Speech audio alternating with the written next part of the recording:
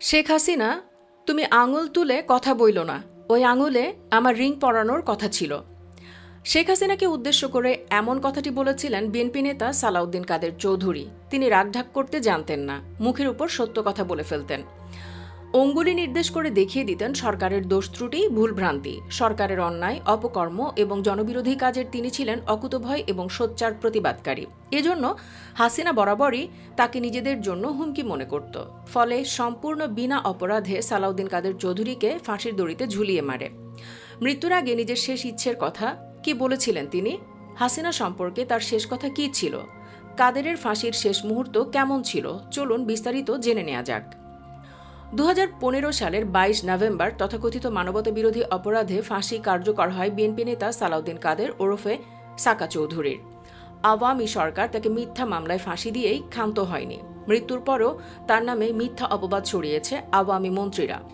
স্বৈরাচারী সরকারের মন্ত্রীরা বলছেন সাকা চৌধুরী প্রাণ ভিক্ষা চেয়েছেন, এমন প্রমাণ তাদের কাছে আছে। অথচ সাকা চৌধুরীর পরিবারের লোকেরা জোর গলায় বলেন সাকা চৌধুরী বীরের মতো মরতে চেয়েছিলেন। সাকা মনে করতেন এই মৃত্যু হচ্ছে শহীদী মৃত্যু, তাই প্রাণ ভিক্ষা চাওয়ার প্রশ্নই আসে না। সাকা চৌধুরীর ফাঁসির দণ্ড কার্যকরের আগে শেষবারের মতো তার সঙ্গে দেখা করার সুযোগ পান পরিবারের সদস্যরা। 22 নভেম্বর রাত 9:30টায় সাকা চৌধুরীর স্ত্রী, সন্তান সহ পরিবারের 18 জন সদস্য ঢাকা কেন্দ্রীয় কারাগারে প্রবেশ করেন। এই সময় প্রায় 20 মিনিট পরিবারের সদস্যদের সঙ্গে কথা বলার সুযোগ পান তিনি। বাবার সঙ্গে শেষ কী কথা হয়েছিল জানতে চাইলে সালাউদ্দিন কাদের চৌধুরীর ছোট ছেলে হুম্মাম কাদের চৌধুরী এনটিভি অনলাইনকে বলেন, বাবা বলেছেন তিনি প্রাণ ভিক্ষা চাননি। আমি বাবাকে জিজ্ঞাসা করেছিলাম, বাবা তুমি কি প্রাণ ভিক্ষা চেয়েছ? তখন বাবা বলেন, কে বলেছে এসব ফালতু কথা? তোমার বাবা কখনো মাথা নত করার মানুষ নন। 6 ফুট 2 ইঞ্চি তোমার বাবা, আল্লাহ ছাড়া কারো কাছে মাথা নত করে না। তোমার বাবা প্রাণ ভিক্ষা চাইবে তুমি বিশ্বাস করলে কিভাবে? আমি তো এখন নেই, আওয়ামী লীগ কত কাগজ বের করবে। আমাকে জীবনে কখনো হারাতে না পেরে আমার জান নিয়ে প্রতিশোধ নিয়েছে আওয়ামী লীগ। হুম্মাম কাদের চৌধুরী আরও বলেন, শেষ মুহূর্তে আমরা 2 ভাই বাবাকে জড়িয়ে যখন কান্না করছিলাম তখন বাবা আমাদের বলেন, তোমরা অনেক ভাগ্যবান যে দেশের এমন পরিস্থিতিতে অনেকে খুন গুম হচ্ছে, অনেকে আপনজনের মরদেহ খুঁজে পাচ্ছে না। তোমরা ভাগ্যবান যে সম্মানের সঙ্গে আমাকে দাফন করতে পারবে। হুম্মাম বলেন, বাবা আমাকে বলেন, তোমার মাকে দেখো হুম্মাম।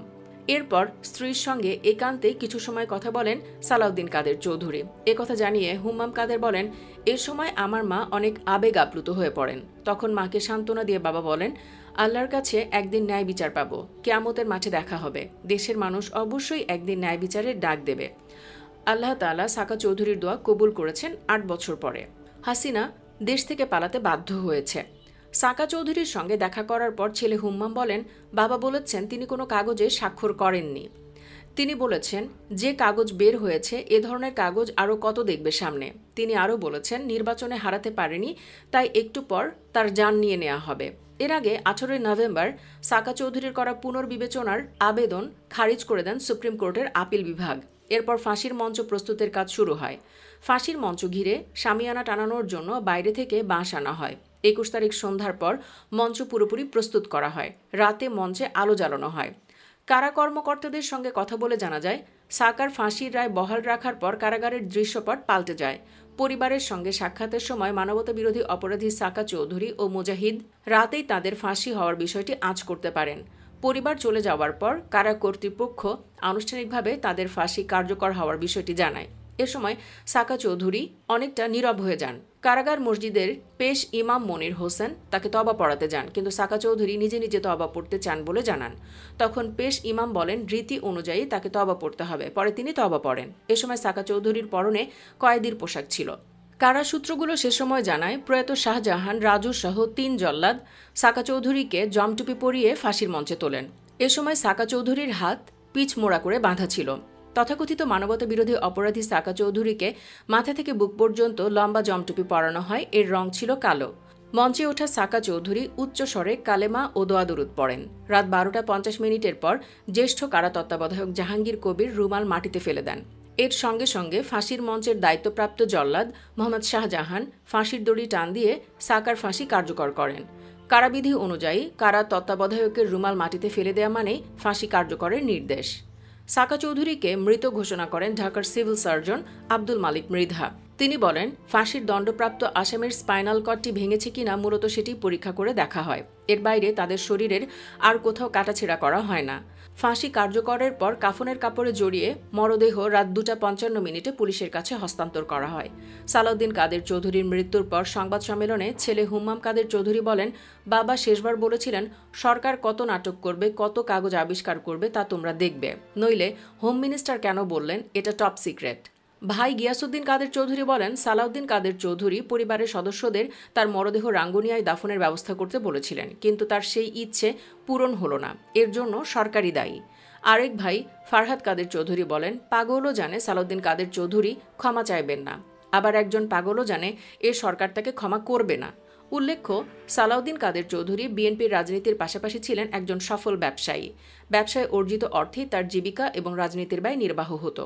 আওয়ামী লীগের নেতাদের মতো ঋণখেলাপি হয়ে বা ব্যাংক লুট করে নয়। মানবদরদী মহৎপ্রাণ এই মানুষটি ছিলেন বিশিষ্ট পার্লামেন্টেরিয়ান ও সংবিধান বিশেষজ্ঞ, স্বনামধন্য রাজনীতিবিদ, এদেশের গরিব মানুষের নেতা। গত 22 নভেম্বর ছিল তার নবম মৃত্যুবার্ষিকী।